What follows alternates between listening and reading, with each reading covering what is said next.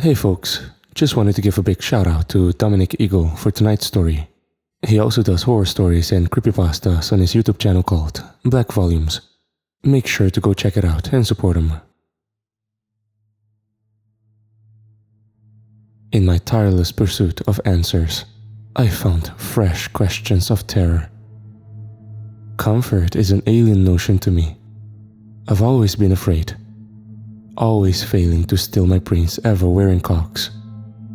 But from a young age, I aimed to cease my mind's endless worrying. I poured every ounce of my energy into becoming an engineer. It has always eased my nerves to fix things. Of course, nothing was ever enough. I needed absolute certainty, and I wasn't going to find that on our little green rock. Naturally, I looked to the stars.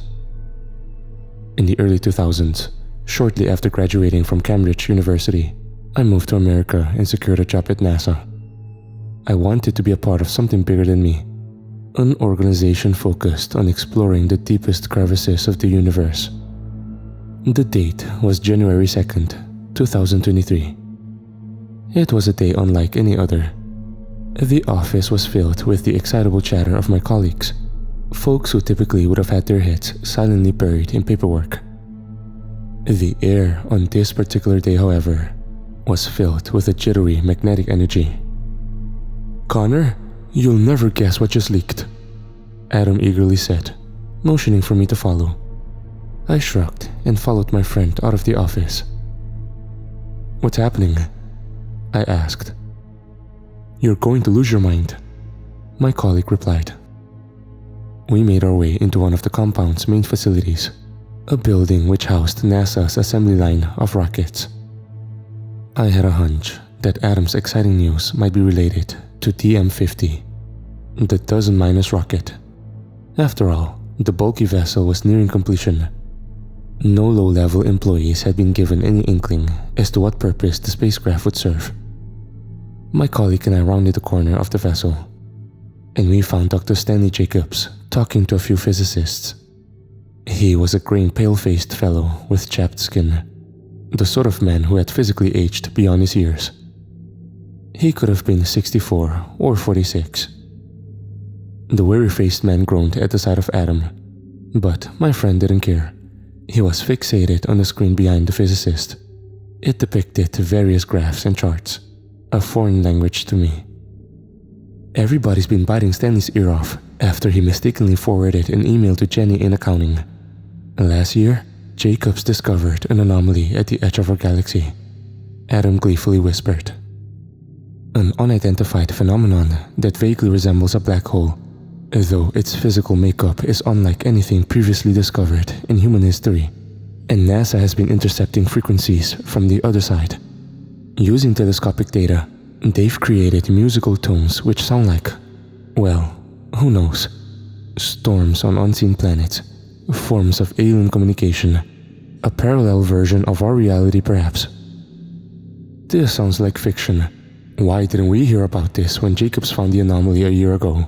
I asked. My colleague shrugged. You know what the media's like. This could be huge, or it could be nothing. But Jacobs is suggesting that it might be a tear between universes. Hypothetically, I scoffed, though secretly, my interest was piqued. Come on, Connor, you're always talking about the mysteries of the universe. Well, it turns out that there's more than one universe, Adam said. And Frank heard about that they're planning an expedition with the DM-50. I told you something big was happening. Why else would they have contracted doesn't mind us? It's unofficial, highly classified technology. My heartbeat started to quicken as I contemplated what my friend had said. Parallel universes, I thought. Could these distant worlds offer the answers I've always wanted? A small group of physicists eventually dispersed, and Adam nodded his head at Stanley. Talk to him about the expedition.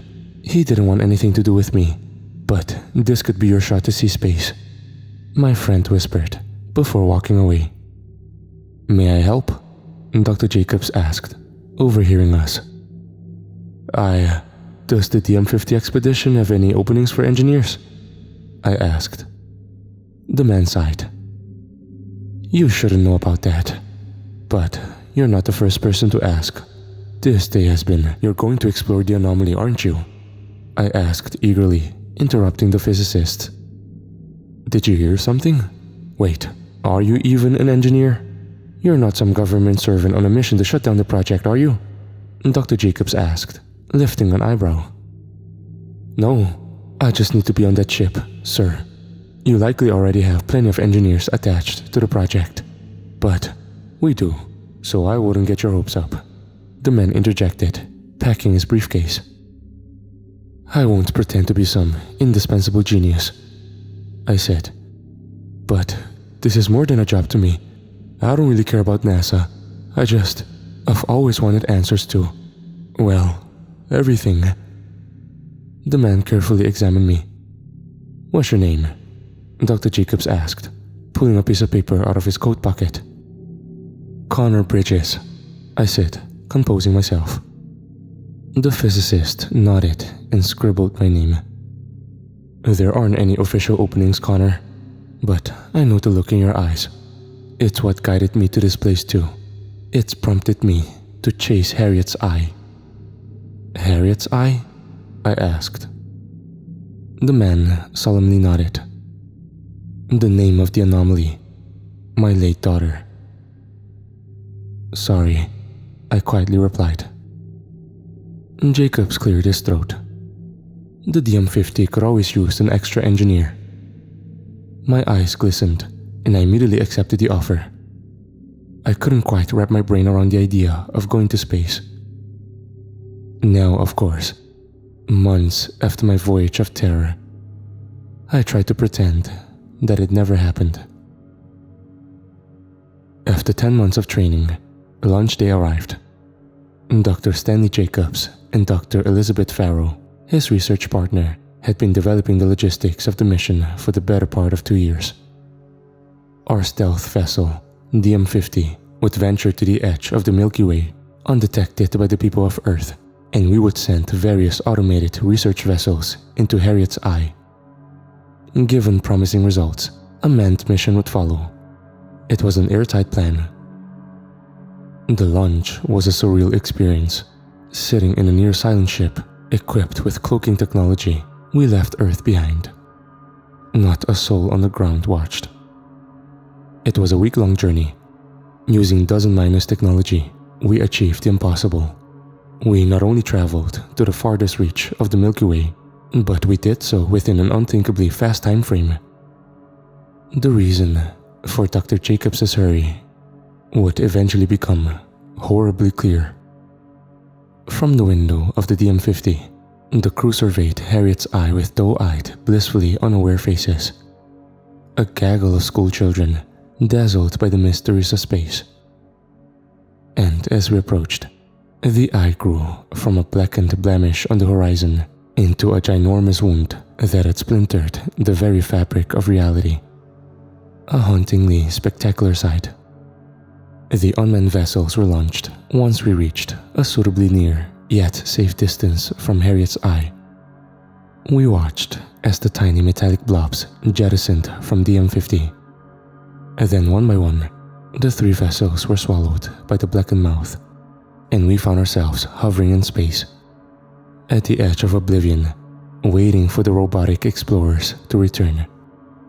The majority of low-level workers had nothing to do but twiddle thumbs. We couldn't proceed until the data from the unmanned vessels had been retrieved and analyzed. Not quite the adventure you imagined, Mr. Bridges? Stanley Jacobs asked, grinning. The 2 lead physicists sat on the opposite side of the canteen table. I smiled at the pair of them whilst hurriedly finishing my mouthful of food. It wasn't often that lowly crew members would have the opportunity to talk to the ever-elusive lead physicists. Actually, it's no different from a day in the office, sitting around, waiting for something to do, I said. Stanley laughed. Well, it's just as tedious for Elizabeth and me. Too right, but I enjoy lunch breaks because I get to spend some time with people other than him, Dr. Elizabeth Farrows chirped. I hate to pry, but "Well, have you made any progress?" I asked. "I won't pretend to understand the physics of this expedition, but..." "Don't be so modest, Connor," Elizabeth said. "You're an engineer. I'm sure you understand more than you pretend to know." "He's a mysterious egg," Jacobs chuckled. "Did you know that he twisted my arm to get on this mission? He was almost as determined as me. Almost." Elizabeth raised an inquisitive eyebrow. "Yes, I seem to remember him showing up quite late in training. Were you keen to see action, Connor?" The woman had kind eyes. Elizabeth was middle-aged, possibly the same age as Stanley, but the years had been kinder to her soft-skinned, rosy-cheeked face. She reminded me of my late mother. Something about her velvety voice encouraged me to open up. "It wasn't about the adventure, Dr. Farrows. I've just always been afraid," I said. "I've always wanted answers to unanswerable questions, and this phenomenon seems so fundamentally juxtaposed to the reality which surrounds it." Before either of the physicists could reply, our foot trays slid to the right. As did we. And everybody cried in confusion as their bodies were limply flung to the side of the unexpectedly leaning vessel. My temple connected with the edge of the table, drawing blood, and I gripped either side of the canteen bench until my knuckles whitened. Dozens of dazed injury workers clambered to their feet.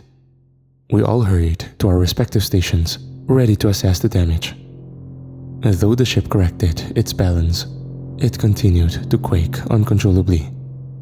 And as we ran to the engineering office, my crew members and I shuddered at the sight of complete blackness. Beyond the M50's windows, the stars and planets had disappeared. "Brace for impact," a voice shrieked over the ship's intercom. The ship's outer body groaned under the strain of seismic pressure, and I tumbled to the office's metallic floor. The other engineers and I clutched at any fixed thing we could find, and we braced for our lives as the M50 finally came to a blunt, jarring halt. Everybody lay as still as possible. Murmurs of pain echoed around the office. Light fixtures flicked unstably, and various alarms sounded in a calamitous cacophony. "All personnel report to the main bridge," a voice announced over the tannoy. My fellow wounded engineers stumbled weakly to the corridor outside our office. But we did not walk to the main bridge. We speechlessly filled the corridor, and each of us stared out of the windows which lined the walkway. Beyond the M50, there lay a near colorless hellscape. The only light stemmed from a luminous blue orb in the distance. "A white dwarf," a woman said, gasping. "Do they usually look like that?" a man asked. The edges of the orb seemed to dance erratically, and the ocean beyond our ship was littered with tidal waves of crumbling rocks. Stray pieces clattered against the windows of the M50, and then I realized that one of the larger, distant rocks was a planet. It appeared to be cleanly split down the middle, as if it were two halves of a cracked coconut shell. This foreign place was not the Milky Way. The very laws of physics seemed to contradict our reality. "We entered Harriet's Eye," a man whispered. "It's another universe," somebody muttered. "All personnel to the main bridge," the tannoy voice repeated urgently. Snapping out of the existential fever which had seized our bodies, the engineering crew hurried through the walkways of the ship, and we joined everybody in the main bridge area. Beyond the chattering crowd, I could see Dr. Jacobs and Dr. Farrow standing sheepishly behind Captain Polton. "Quiet!" the captain bellowed. The entire crew immediately complied. We tried to fixate on our bearded, stern-faced leader, but our eyes kept wandering to the swirling kaleidoscope of colors and bombardment of rocks beyond the bridge's main viewport. "An unidentified force has pulled us into the anomaly," Captain Polton said. "We're working towards immediately returning home, and we do not know what we might find there. The data has not yet been retrieved from the unmanned vessels, so these are uncharted waters." Anxious murmuring resumed. "Enough!" the captain shouted. Before we attempt to enter the anomaly again, we must deem the M50 to be shipshape. I'll leave that to our engineers, but the time is of the essence. Isn't that right, Dr. Jacobs? There was a disquieting tension between the lead physicists and the captain. Dr. Jacobs cleared his throat. The anomaly is shrinking. We should have told you that we have a limited window in which to explore what lies beyond it. That's not all, Captain Polton growled. Stanley cleared his throat nervously, but Elizabeth placed a delicate hand on his shoulder. We have entered a dying universe, one that is collapsing on itself, she said, prompting a gasp of horror from the crowd. The anomaly is our only exit, and it will soon close for good.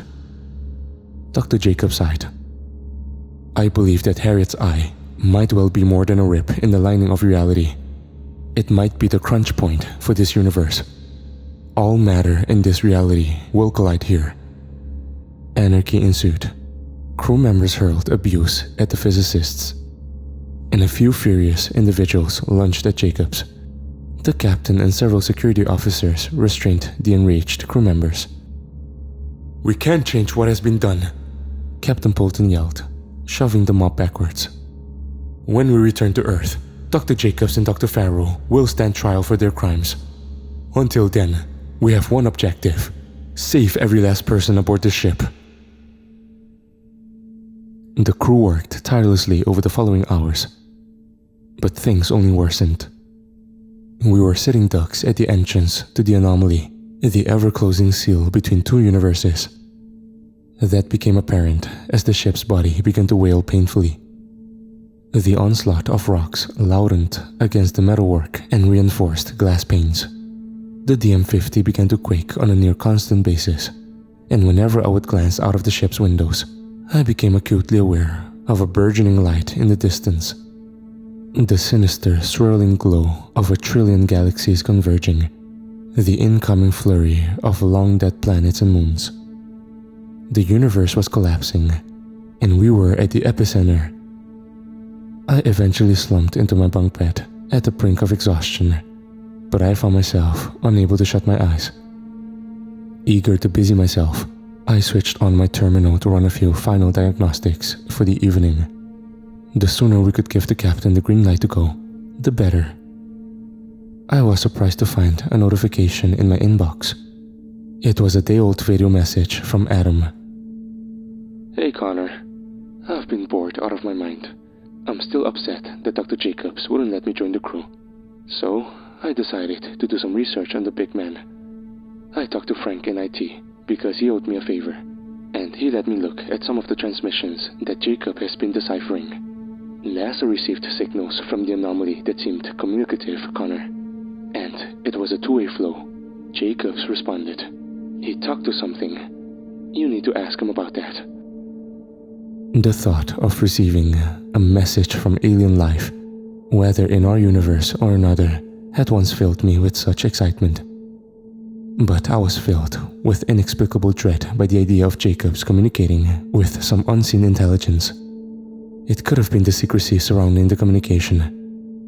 Jacobs hadn't told anyone that he already found something sentient beyond Harriet's eye. Why? My gut instinct was to confront him. I slid out of bed, got dressed, and left the engineering quarters. The ship was eerily quiet on my walk to the main laboratory, other than the roar of space debris, which had become a form of white noise. As expected, I found Dr. Jacobs hunched over his desk and busying himself with work. The white glow of the screen illuminated the man's gaunt, possessed face. He hardly looked human. Why didn't you tell us? I asked. The expedition would have never been greenlit, Dr. Jacobs muttered, without looking up. Good, I said. We never should have faced such horror. Dr. Jacobs removed his glasses and eyed me with disappointment. What happened to that young man who wanted answers? We're not going to get any answers here, I said. Certainly not about that thing you heard in the darkness. Stanley Jacobs froze, eyeing me for a few seconds as droplets of sweat collected on his furrowed brow. How do you know about that? He whispered. He only spoke to me. I shivered. He? Stanley's frown lifted as he realized that I knew nothing. Go to bed, Mr. Bridges, he said, returning his gaze to the laptop. What were you hoping to find? I asked. The man scoffed. Another universe, Connor. Something greater than us. And I calculated that we had no more than a couple of years before Harriet's eye would seal forever. A couple of? I stopped mid-sentence. How long do we have before this reality collapses, Jacobs? Months? Weeks? Days, Stanley whispered. Fists clenching of their own accord, I stormed across the lab and towered over the man, who quickly shrank into his desk chair. What could we possibly learn in days, Stanley? You brought us here to die, I barked. I wanted this to happen sooner, he retorted. But the airheads at NASA had to plan carefully. Unofficial projects are always messy. Especially when they result in countless deaths, I said. The anomaly almost tore the ship in half. We might not even be able to fix it. We might die. Don't you care? I have every faith in you, Dr. Jacobs said, returning his gaze to the numbers on his screen. And I had every faith in you, I replied.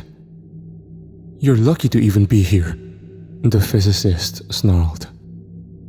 As we continued the back and forth discussion, our voices gradually raised.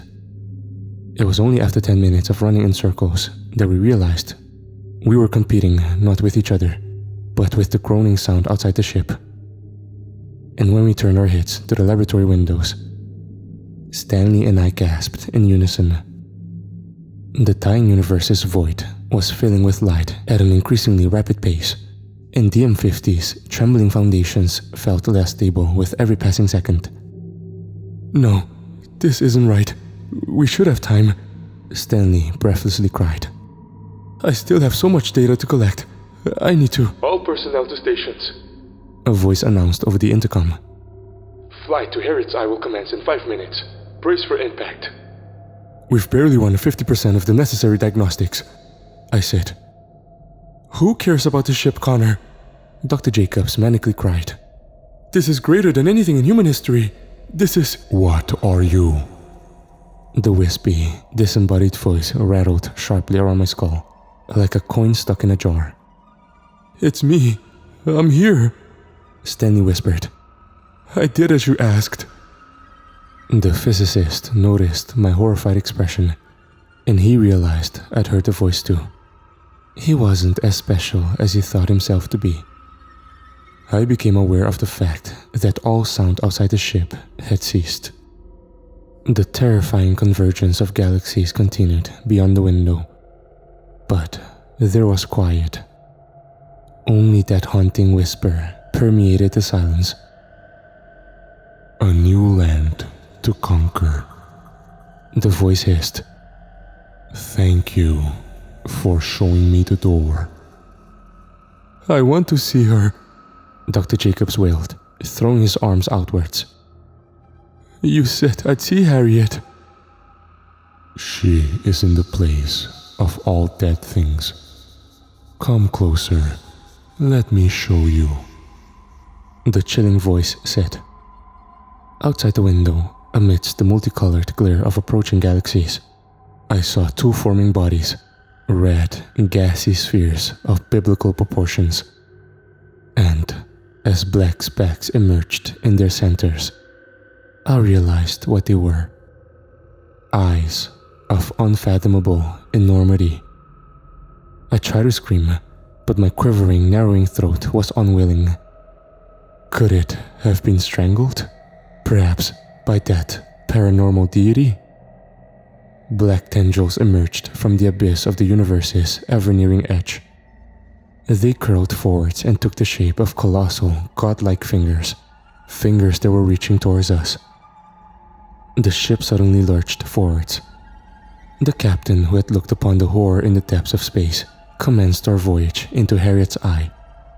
Thankful for the slightest hope, I looked to the sobbing physicist beside me. "Harriet," he cried. You promised." With a thunderous clap, the tremendous, ear-shattering sound of the collapsing universe returned, as if the terrifying entity with eyes like blazing gateways to hell were roaring in fury at our attempted escape. Those ever-stretching fingers soared towards our spacecraft, and the M50 began to jolt from side to side. A trillion swirling lights soared towards our ship as the universe's collapse quickened. I screamed as I finally fathomed the horror of being crushed by a universe. But then, the pulling began. The pull of the shriveled, near-closed anomaly. Blackness began to envelop our ship. We were entering Harriet's eye. As Stanley and I steadied ourselves against the nearby desk, I closed my eyes and thought of home.